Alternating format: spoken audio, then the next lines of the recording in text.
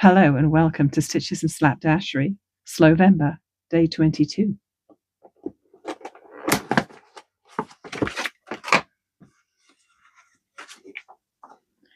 Make a quilt block with scraps. I think if I wanted to, I could make a lot of quilt blocks with scraps. But this would be a great way to start making a dent in the very full and overflowing scrap bag. This is a very frustrated Nicola from the future here. I'm having trouble with the usual software I use on my laptop. I spent an hour editing just the first part of this video, and then I went off to have some dinner, and then when I went to open it up again, it wouldn't load, and I can't seem to get it back. So I'm going to have to start editing all over again using the much more basic video editing software on my phone, which is what I started out on YouTube using. So this video might be a little bit more simplistic than I was hoping, and I'm just annoyed that I lost all that work. But I'm going to make sure you get your video in the morning. Back to the content.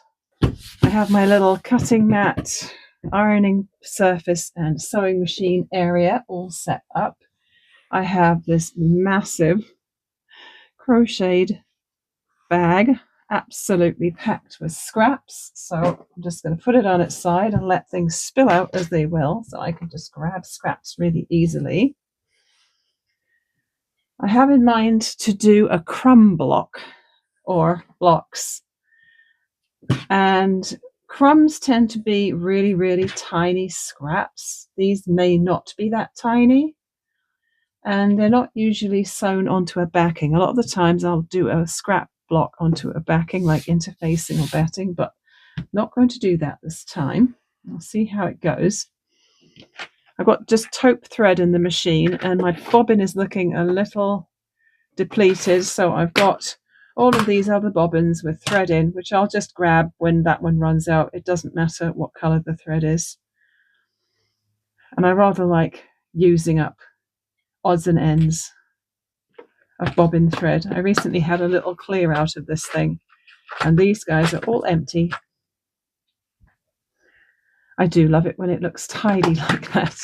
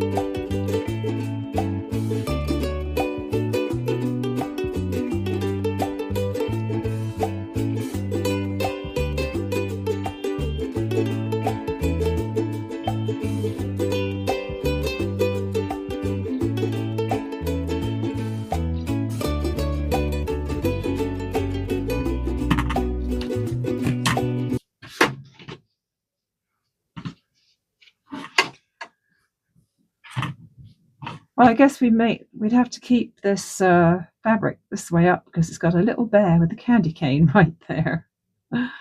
So I'm going to have to say this is the right way up for this piece of fabric.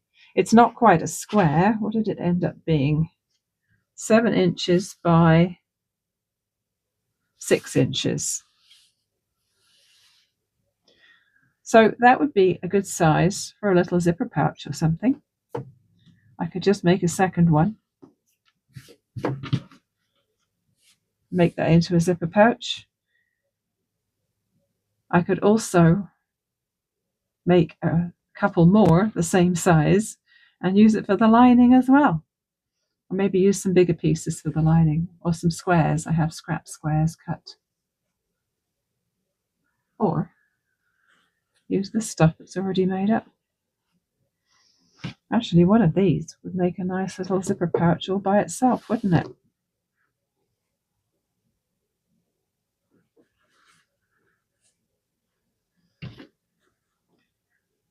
Kind of off bags these days. I made so many bags last year for the market. And it was all a little bit of a it was more like work than fun by the time I was having to make multiples of things and fret about getting a good display every week at the farmers and crafters market. I've hardly made any bags since. But yes, these would make good little bags as well. I think I'll go ahead and make another one of these and I'll show it to you when it's done. So here are my 2 blocks. I'm not going to make them into anything today. I may do tomorrow. I'm not sure. I do have a very small selection of number 3 zippers, which I'd quite like to use up because I tend to use the nicer number 5 ones for everything these days. But this is good for a small pouch. So I'm going to put this and these together with a view to making them into something. That was the first one I made. Pretty crazy, hey? Pretty crazy. And then this was the second one. And I just noticed my peace signs are facing sideways. Don't care. Now, it's a good idea if you're going to put a zipper into something not to have too much bulk at the top, and it looks like I'll be okay. There's some pretty tiny bits like this bit here and that bit on the side, which is probably going to disappear once I sew a seam. But it looks like I'm okay for putting a zipper across the top edge there.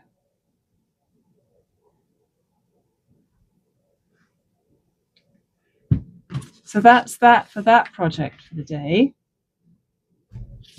I think my evening project is going to be getting on with my slow stitched little tree, which I'm sure you've seen many times before. I haven't added anything to this in the last couple of days, so I'm going to take this upstairs tonight, and that can be my couch project this evening. And I just lost something down the back of the table. I'm gonna have to remember to rescue that. It's probably my little embroidery scissors. That'll be my evening project, so hopefully I'll be able to show you a lot of progress on that tomorrow. I keep turning away from the microphone, sorry. Hope you can hear me all right.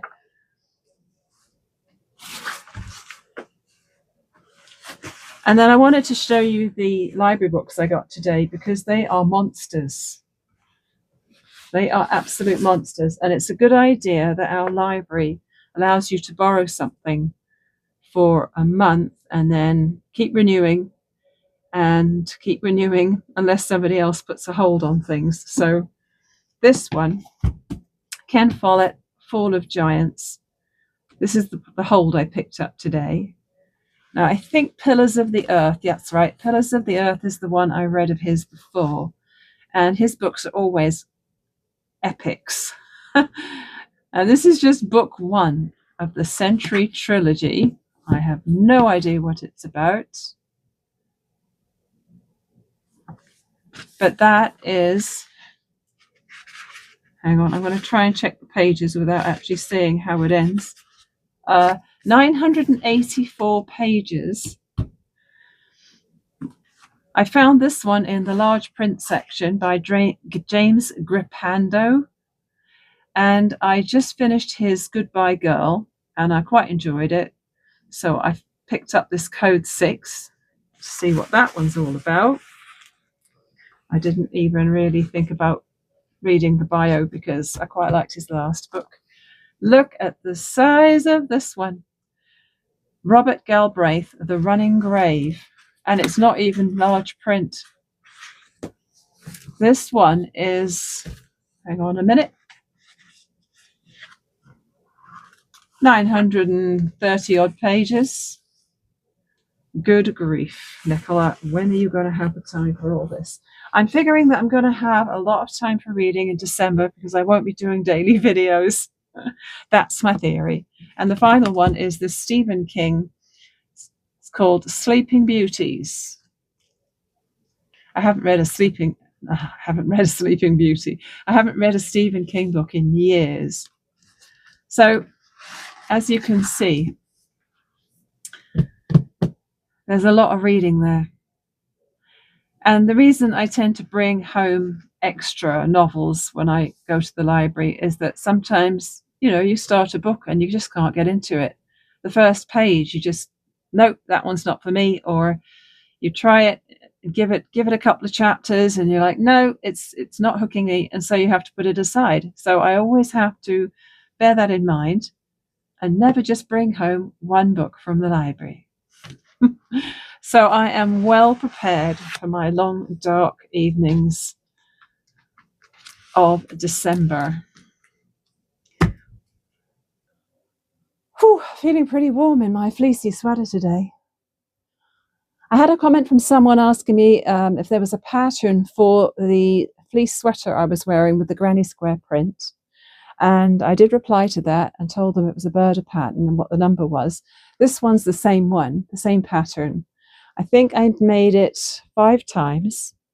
It's got a lovely high neck for coziness, and it's got a curved hem. So it's actually, you can't really see it, but it's got a curved hem at the front. So it's slightly higher at the front and it curves down lower at the back. And so when I went out this morning, we went to the library and a couple of other places. I didn't even take a raincoat or anything. It was a little wet and it was a little windy and a little chilly, but I didn't take a coat. I just have this. It's like wearing a blanket, and I have a couple of thin layers underneath. Sometimes the rise at the front can mean you have a little bit of a draft at your tummy. So I made sure I had a cami tucked in and then a t-shirt over that and then this. And that's what I've been comfortable in all day, inside and out. Except for when I was sitting next to my iron just now for like 40 minutes. Apart from that, it's been great. So that was a fun little bit of sewing. It didn't really make much of a dent in the scrap bag. It's still full to overflowing. I don't know. Maybe instead of a zipper pouch, I should continue to make more little blocks, sew them all together into a cushion cover, and then stuff the scraps that are left into the cushion cover. Yeah, but then I wouldn't have lots of scraps to play with my slow stitching, would I? It would be a good way of maybe hiding them away until I wanted to use them again.